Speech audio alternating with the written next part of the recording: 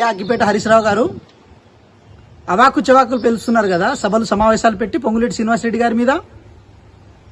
మీరు 4 గోడల మధ్య టీజీటీఎస్ సంస్థ పేరుతో ధరణిని అడ్డుపెట్టుకొని లక్షల ఎకరాలు దోచుకున్న తర్వాత ఆ భూములు ఏడా నిషేధిత జాబితాలో పడ్డాయని చెప్పి భయంతో బయటకు వచ్చి ఈరోజు మాట్లాడుతున్నారు కదా మీరు.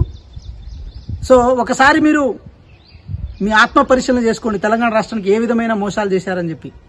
దాన్ని తవ్విదూస్తున్న పొంగులేటి శ్రీనివాసరెడ్డి గారి మీద మాట్లాడుతున్నారు కదా. పొంగులేటి శ్రీనివాసరెడ్డి చాలా క్లియర్ కట్గా చెప్పారు, ఏది సర్వే నెంబర్లు సేమ్ ఉండడం వల్ల కొన్ని ఫ్లాట్లు కానీ కొన్ని భూములు కానీ నిషేధిత జాబితాలోకి వచ్చేసాయి.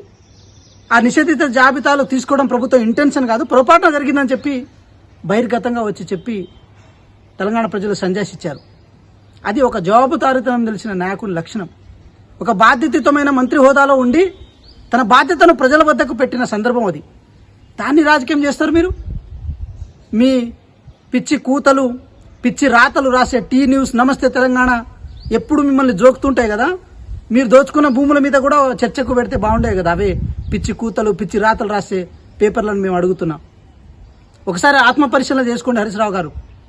ఈ తెలంగాణ రాష్ట్రంలో భూములను భూబకాసురులాగా ఎట్లా మీరు తిన్నారనే విషయాన్ని ఒకసారి మీరే ఆత్మ పరిశీలన చేసుకోండి. ఈ తెలంగాణ రాష్ట్రంలో ఏ భూములను, ప్రభుత్వ భూములు కానీ మిగతా ప్రైవేట్ వ్యక్తుల భూములు కానీ ఏ భూములను మీరు వదలే.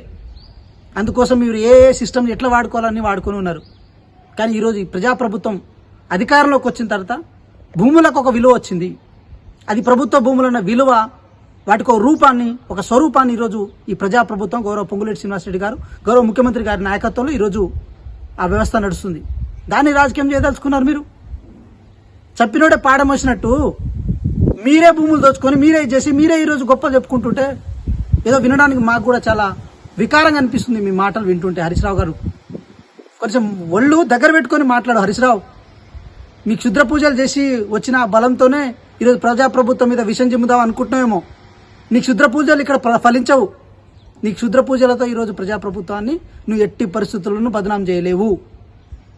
మీ మీ మీ వ్యవహారాలు, మీ భూములు, మీ ఫామ్ హౌస్లు, మీ కథలు ఈ తెలంగాణ ప్రజలను ఏ రూపంలో మీరు మోసం చేసిన అంశాన్ని ఈ ప్రజాప్రభుత్వం ఒక్కొక్కటి బయట పెట్టుకుంటూ వస్తుంది.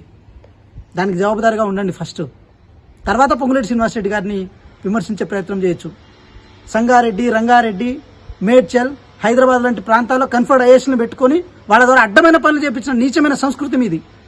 ఈరోజు ఈ జిల్లాల గురించి మాట్లాడుతున్నావు హరీశ్రావు గారు. నియత్తుందా కనీసం నీకు? నీ సిద్దిపేట కూడా కన్ఫర్మ్లు పెట్టుకొని నీకు ఇష్టం వచ్చినట్టు ఆడిందే ఆట పాడిందే పాటలాగా పాడినావు కదా హరీశ్రావు గారు.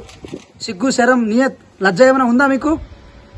ఒళ్ళు దగ్గర పెట్టుకొని మాట్లాడు పొంగులేటి శ్రీనివాసరెడ్డి గారి గురించి మాట్లాడేటప్పుడు. ధన్యవాదాలు.